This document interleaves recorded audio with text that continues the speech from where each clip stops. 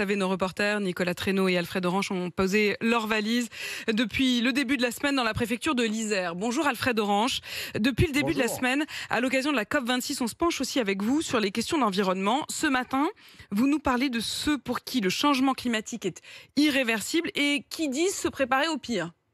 Exactement, c'est le cas d'Éric, on l'a rencontré dans sa maison sur les hauteurs de Grenoble. C'est un ingénieur, père de famille, tout ce qu'il y a de plus classique, à la différence près que ce quarantenaire a décidé d'agir, de s'équiper pour continuer de vivre le plus normalement possible si jamais le climat venait à devenir fou.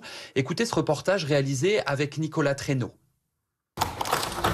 Faire de son jardin son garde-manger, c'est la première idée qu'a eu Éric quand il a pris conscience des conséquences du réchauffement climatique. Résultat, il a créé un verger tout autour de sa maison. Des pommiers, des poiriers, des kiwis par là-bas. L'idée principale était de sauvegarder des vieilles variétés de fruits. Continuer de pouvoir manger en cas de catastrophe, Éric dit y avoir pensé il y a 5 ans.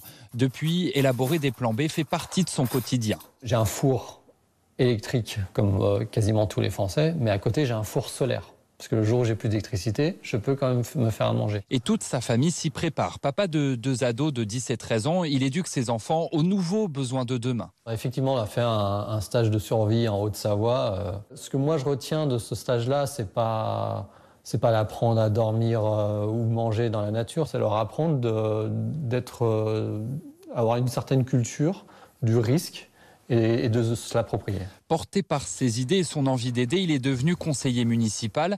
Il y a encore 2 ans, ses idées étaient jugées farfelues par le maire, mais depuis, le Covid est passé par là. On est en train de mettre en place un verger communal, dans le sens où si des gens ont faim un jour, ils pourront aller ramasser leurs pommes, leurs prunes. Cet ingénieur ne vit pas dans un bunker, n'est pas survivaliste, mais sait qu'il va laisser un monde difficile à ses enfants et veut pouvoir en partir sans regret. Moi, ce que j'aimerais leur laisser à mes enfants, c'est des valeurs. Et ensuite, pourquoi je me suis engagé politiquement, c'est justement parce que je voulais être capable de regarder mes enfants dans les yeux et leur dire écoutez, je savais, mais j'ai essayé.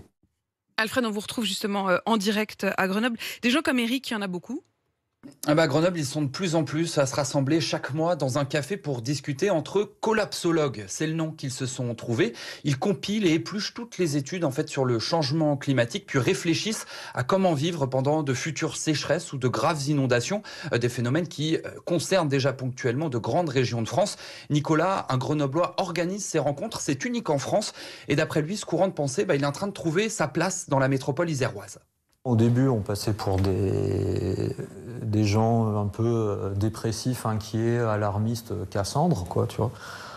Et plus du tout. Maintenant, quand je croise des gens, alors c'est peut-être un biais, j'en sais rien, mais ça inquiète plus les gens. Quand on leur dit « Salut, je suis collapso, je m'intéresse à ça », je veux dire, c'est en train de se normaliser. Je veux dire, la bataille des idées, elle est largement gagnée. Et d'ailleurs, ce consultant en innovation dit maintenant être sollicité un peu partout en France, à Lille, dans le Vercors ou en Ardèche, pour organiser et structurer de futures rencontres. Cette enquête donc dans le milieu des collapsologues comme ils s'appellent. Merci Alfred Orange en direct donc de Grenoble pour RMC avec Nicolas Traîneau. On vous retrouve demain pour la suite de notre RMC chez vous en Isère.